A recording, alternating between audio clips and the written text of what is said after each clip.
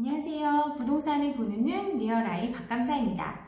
지난 부동산 바닥 찍었나 라는 영상에서 제가 팩트체크를 한 적이 있는데 그 이후에도 또 다양한 기사들이 나오고 있어요. 그래서 관련된 기사들을 한번 다시 살펴보고 대체 무엇을 위해서 이런 기사들이 나오는지 짚어보는 시간을 갖도록 하겠습니다. 또 그렇다면 바닥이 도대체 언젠지 바닥을 찍었는지를 확인할 수 있는 신호는 어떤 게 있는지에 대해서 또 살펴보는 시간을 갖도록 하겠습니다. 먼저 기사를 살펴보도록 할게요. 압구정 현대 아파트가 최고가를 찍었다고 하면서 서울을 휩쓰는 갈아타기 종착지 압구정은 신고가 이런 내용의 기사가 나왔습니다. 그러면서 현대 7차 아파트가 31억 5천에 거래되면서 최고가를 찍었대요. 그리고 현대 5차도 24억 4천, 그리고 신현대 11차도 39억에 손바뀜이 되면서 거래가 살아났다라는 내용의 기사가 나왔습니다. 사실과 같은지 한번 살펴보도록 할게요. 먼저 실거래가 시스템에서 보니까 31억 5천짜리가 6월 7일에 거래된 게 한 건 있습니다. 이걸 갖고 쓴 것 같아요. 그럼 해당 단지의 다른 평형들의 거래를 한번 볼게요. 47평형 같은 경우 지금 29억 9천의 3월달 거래 이후에 거래가 없는데 최고가가 30억을 넘었던 거였죠. 근데 이것도 지금 거래가 떨어졌습니다. 51평형 같은 경우도 36억 찍었던 게 31억에 4월달 거래 이후에 거래는 없습니다. 64평형도 42억까지 가던 게 지금은 매물 평균이 39억이네요. 그죠? 그리고 4월 말에도 37억 7천에 거래가 한 건 있었습니다. 80평형 때는 6월 달에 거래가 있었어요. 80평형 때는 좀 넘사벽이긴 한데 어쨌든 거래가 있었네요. 52억 5천에 거래가 됐습니다. 근데 매물 가격을 보니까 49억 8천에서 51억이에요. 그럼 정상적인 사람들은 보통 호가 범위 안에서 사지 않나요? 근데 그거보다 1억 5천이나 높은 금액을 주고 매입을 했습니다. 특별한 인테리어라든가 특수한 상황이 있었을지는 모르겠지만 일반적인 상황은 아닌 것 같아요. 여기서 언급한 압구정 현대 5차랑 신현대 11차를 보면 33평형 같은 경우에 4월 달에 거래된 22억 9천을 마지막으로 거래가 없는데 24억에 손바뀜이 됐다고 기사에는 나왔어요. 그리고 61평형도 36억 5천에 기존에 39억이 최고점이었던 게 36억 5천에 거래가 된 3월달 거래 이후에 거래가 없는데 이것도 39억에 거래됐다는 내용의 기사가 나왔습니다. 그러면 이 아직 실거래 신고도 되지 않은 것들을 어떻게 귀신같이 알고 또 언급을 했는데 정말 이 언급된 거래들은 어떻게 보면 실제로 계약이 확실한지 신고되는 내용인지 알 수 없지만 카더라라는 내용으로 뒷받침을 해준 거죠. 그리고 정말 거래됐다는 신고된 한 건은 어떻게 알았는지 정말 기자가 열심히 찾았나 봐요. 그래서 언급을 해줬습니다. 그래서 이게 압구정을 필두로 반등을 한다고 기사를 썼네요. 그러면 압구정에 단지가 엄청 많아요. 그럼 다른 단지들은 어떤지 한번 살펴보겠습니다. 압구정 11차 같은 경우에 34평형은 24억까지 찍었던 게 22억 3천으로 내려왔는데 4월달 이후에 거래 없어요. 36평형도 25억 넘게 찍었는데 23억 3천에 거래된 이후에 3월달 거래 이후에 거래 없습니다. 38평형은 5월 14일에 거래된 게 있는데 25억 9천에 거래가 됐습니다. 이거는 조금 올라간 거래가 한 건 있었네요. 50평형 같은 경우는 지금 35억까지 가던 게 30억 8천에 4월달 거래 이후에 거래가 없습니다. 미성 2차 볼게요. 미성 2차는 18억 7천 가던 게 17억 4천까지 떨어졌는데 이것도 지금 그 이후에는 거래가 없습니다. 47평형도 25억에 거래된 작년 8월에 거래된 이후에 거래가 없습니다. 매물은 23억부터 나와 있어요. 56평형도 최고가 26억을 찍었었는데 지금은 25억에 거래된 이후에 거래가 없습니다. 압구정도 되게 아파트 단지가 많아요. 또 볼게요. 한양 6차 볼게요. 한양 6차 작년 8월에 23억 거래 이후에 34평형 거래 없습니다. 현대 8차 작년 거래 이후에 작년에 22억 넘었던 게 4월 달에 21억에 거래 한 건 있고 거래 없습니다. 최저 매물은 19억 6천에도 나와 있네요. 현대 3차 33평형 23억 5천 찍었던 게 지금 21억 1천 6월 달에 21억 1,000에 거래가 되는데 요거는 얘기가 없네요. 그죠? 이것도 6월 달에 거래된 건데 현대 4차 볼게요. 현대 4차도 35억 하던 게 지금 31억 5천까지 떨어졌는데 그 이후에는 거래가 없습니다. 이런 것들을 봤을 때 다른 단지들의 거래가는 떨어진 채 그 이후에 거래 없이 계속 지금 이러고 있는데 도대체 그 한 건을 갖고 어떻게 압구정 현대가 반등하고 있다고 얘기할 수 있는지 의문스럽네요. 그렇지만 이런 기사들이 아주 크게 나오고 있어요. 그러면서 내용은 더 좋은 곳으로 연쇄 갈아타기가 일어나고 있고 더 사지는 않지만 갈아타고 있다. 뭐 이런 내용입니다. 다음 기사를 보도록 할게요.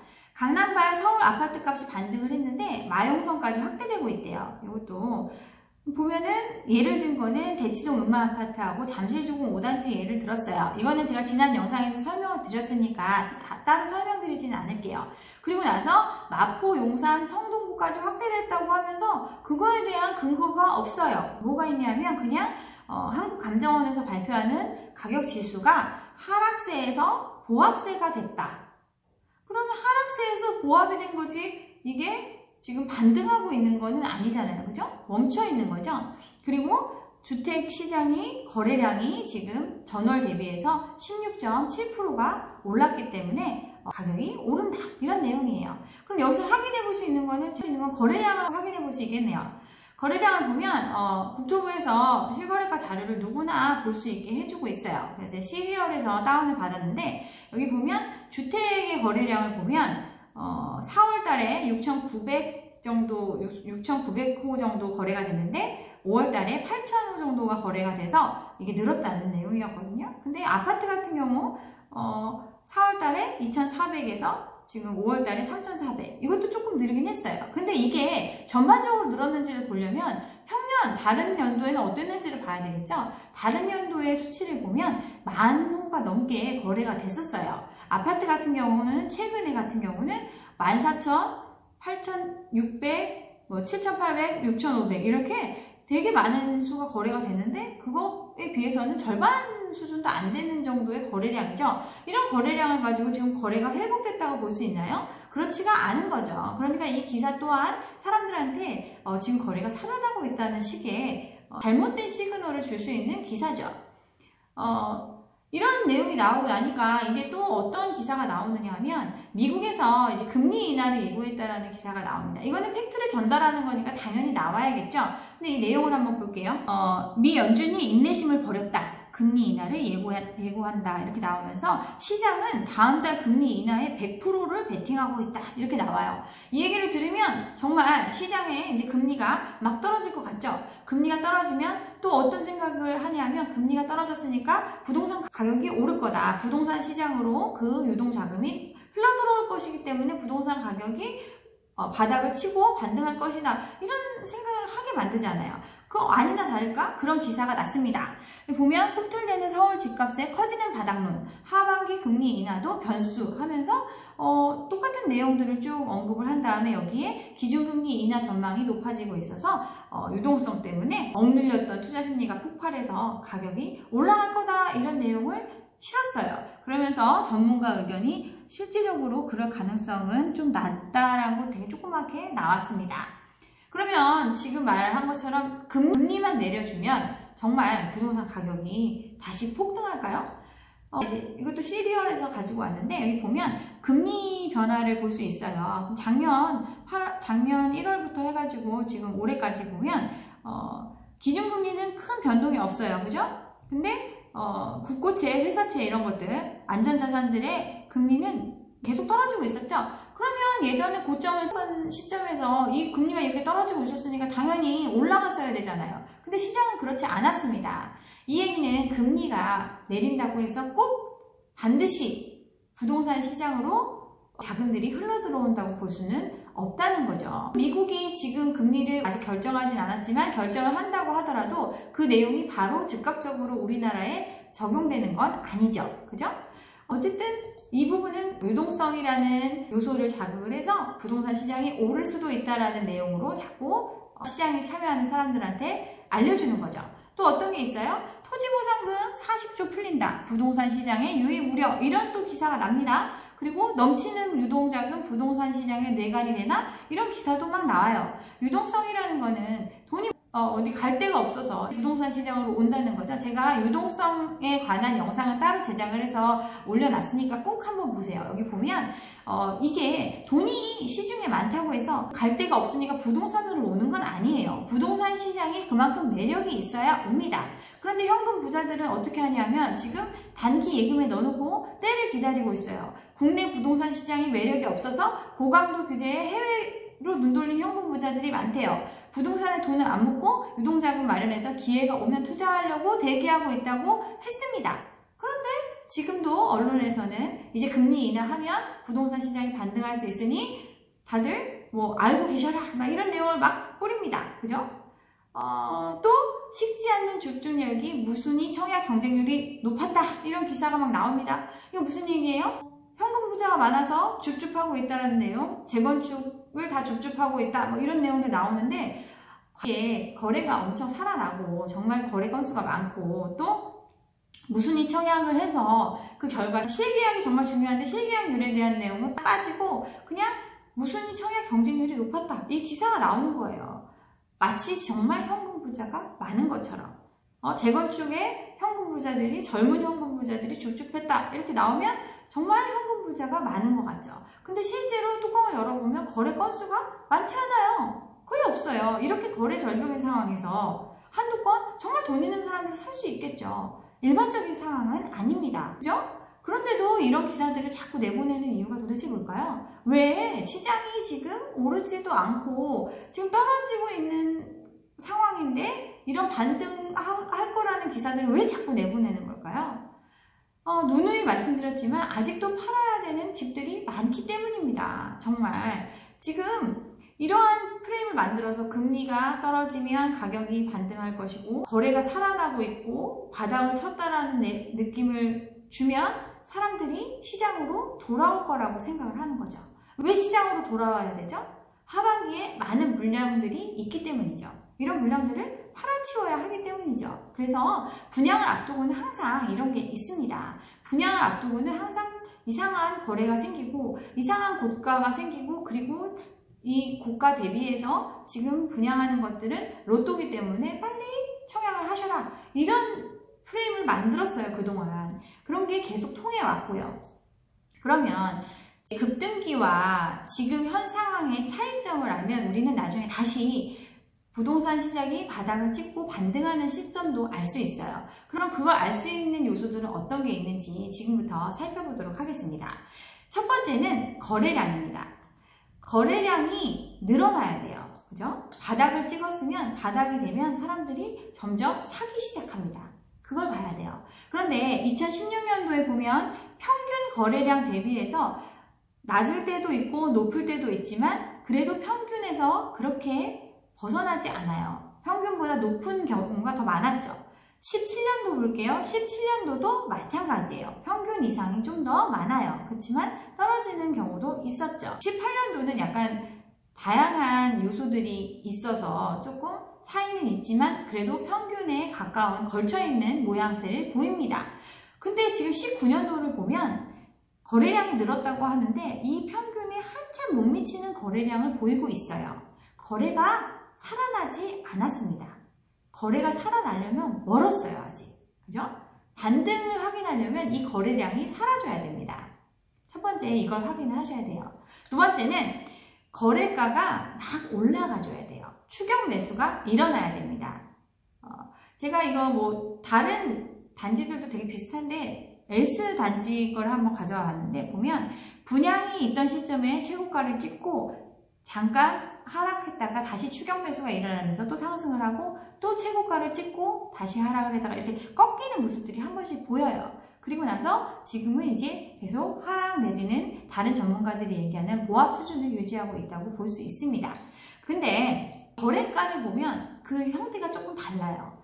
지금 보면 2018년도 1월에 2월에 최고가를 찍고 막 폭등을 했는데 이때를 보면 금액이 쭉 올라가요. 계속 올라가요. 그죠? 그리고 9월도 보면 천장을 뚫었다는 표현을 썼던 때인데 이때도 보면 가격이 쭉 올라갑니다. 올라가죠? 그죠? 근데 지금은 어떤가 볼게요. 지금은 19년 4월에 17억을 딱 찍어요. 그죠? 이때 매물 수준보다 높은 금액이었어요. 그런데 그 이후에 바로 거래된 게 15억 8,500에 거래가 됩니다. 그 추격 매수가 아니라 저가가 거래가 되는 거죠. 그거보다 낮은 물건이 팔리는 거죠. 따라가질 않아요. 이상한 거래를 따라가지 않는 현상이 나타납니다. 이런 경우는 반등이라고 볼 수가 없는 거죠. 가격이 더 앞으로도 상승한다고 보기가 어려운 거예요. 추격 매수의 유무, 거래 금액을 보면 이 시장이 지금 반등하고 있는지 하락하고 있는지를 알 수가 있습니다. 두 가지 말씀드렸어요. 그리고 세 번째는 분양 성적을 보면 알 수 있습니다. 분양 성적은 기존에 18년도, 17년도에 다 완판됐죠. 경쟁률도 높았고 청약 가점도 엄청 높았어요. 그죠? 그랬는데 지금은 어떠냐면 청약 가점이 30점대로 추락했죠. 그리고 실계약으로 이어지지가 않았어요. 분양을 포기하는 사람들이 속출했죠. 무순위 청약 제도를 도입을 했는데 무순위 청약에는 엄청나게 몰렸는데 실제로 계약이 안 됐어요. 그래서 미분양이 나고 계속 그 미분양이 지금 소진되고 있다 하면서 완벽하게 다 팔렸다는 기사는 뜨질 않아요. 사실이 아니니까 안 뜨는 거겠죠. 이렇게 지금 분양 시장이 온도 차이를 보이고 있습니다. 이걸 보면 지금 급등기와의 차이점을 느낄 수가 있겠죠. 마지막으로 전문가들의 코멘트가 달라졌어요. 그죠? 전문가들의 코멘트가 굉장히 지금 신중하죠? 강보합만 얘기하고 있습니다. 그죠? 또 실질적으로 급등하기 어렵다라고도 얘기를 합니다. 오히려 전문가라고 보기에는 그동안 안 나왔던 투자자에 가까웠던 사람들이 나와서 얘기를 하고 있죠.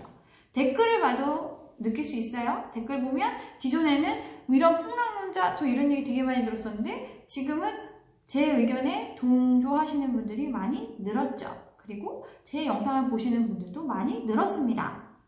이게 심리도 꺾였다는 것, 또 CSI 지수 수치로 나타나는 것도 많이 꺾였죠. 100 이하입니다. 100이 넘어가야 정말 이제 산다고 하는 사람들이 늘어나는 건데 좀 CSI 지수가 올라갔다 하지만 그것도 아직도 100 이하죠. 그죠? 70, 80 이렇죠? 아직 멀었습니다. 반등이라고 볼 수 없어요. 이런 신호들을 기억하고 있다가 이런 것들을 꾸준히 보고 있으면 어느 시점에서 반등하는 신호를 잡을 수가 있겠죠. 제가 이런 영상들 팩트 체크하고 이런 거 하니까 갭 투자 하신 분들이나 분양 대행하시는 분들 또 관련된 분들이 저를 엄청 싫어하시는 것 같아요. 댓글 보면 제가 좀 마음이 아픕니다. 근데 부동산 가보고 이런 얘기 하냐 또 이런 얘기 하시는 분도 있는데 지금 실수요자분들은 부동산에 방문하시는 걸 정말 추천드리지 않아요. 왜? 매물은 많이 쌓여있는데 거래가 없는 상황에서 저 한번 살까요? 하면서 가보는 거예요. 그러면 중개하시는 분들은 어떻게 하겠어요? 양심적으로 좀 더 떨어질 거니까 기다렸다 사세요 하시는 분들보다는 거래가 이렇게 없는 상황에서 왔구나 지금 정말 금매 있으니까 이거 꼭 하시라고 이제 오를 것 같으니까 요즘 분위기 오를 것 같으니까 빨리 하세요 하면서 거래를 성사시키려고 하겠죠. 그렇기 때문에 지금은 부동산을 다닐 타이밍이 아닙니다. 저도 관련된 일을 하다 보니까 시장 동향조사 같은 거 하고 이런 거 할 때 굉장히 부동산을 많이 다녔어요. 그래서 이런 걸 보면 지금 상황에서는 굳이 이걸 찾아다니면서 불안한 마음을 키우실 필요가 없습니다. 그렇죠? 그 다음에 실수요자분들한테 제가 드리고 싶은 말씀은 집을 절대 사지 말라고 말씀드리는 게 아니에요. 집은 있으셔야 돼요. 집을 구매하시는 거는 정말 다른 여러 가지 의미로 제가 주거가치 이런 데서도 한번 다뤘다시피 굉장히 중요한 의미가 있습니다. 근데 집을 살 때는 그러면 이게 내가 언제 환가하고 또는 갈아타는 시점도 있을 거고 또 돈이 급하게 필요한 경우도 있을 거고 여러 변수들이 생길 수 있잖아요. 그렇기 때문에 집을 살 때 먼저 내가 정말 나한테 맞는 지역인지를 먼저 확인하는 게 제일 중요해요. 그래서 지역을 선정을 하고 마음에 드는 단지들을 꼽은 다음에 적절한 타이밍에서 매입을 하셔야 된다는 거죠. 계속 그 단지들의 동향을 체크하면서 타이밍을 기다리셔야 되는 거죠. 이런 얘기들이 휘둘리지 마시고요. 지금은 이제 부동산 시장에 악재만 남아있어요. 그런 팩트들만 남아있어요. 그런 상황에 지금 살 수 있는 사람조차 없어요. DSR 대출 규제들 이런 것 때문에 돈이 있는 사람이 없어요. 수요는 없습니다. 거의 실수요밖에 없어요. 그럼 실수요는 지금 굉장히 유리한 입장이거든요. 근데 앞으로 또 공급도 쏟아져요. 아주 절호의 기회가 오는데 굳이 지금 이런 상황에서 안개 속에 아직도 지금 팔아야 되는 집이 많아서 계속 펌프질을 하는 이 상황에 꼭 집을 사려고 하시는 이유를 제가 잘 모르겠어서 계속 기다리시라고 말씀을 드리는 겁니다.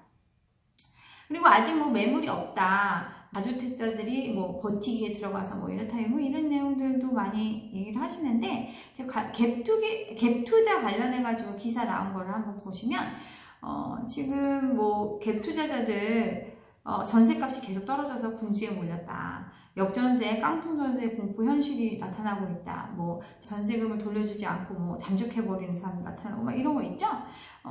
지금 어려운 상황이에요. 그래서 기존에 갭 투자를 권하시던 분들조차 이제 갭 투자 가소요에 홍행되지 않는 법 하면서 이런 내용들을 내놓고 있습니다. 보면 신규 분양권 주변 시세보다 10% 이상 높으면 사지만 않는 게 좋겠다.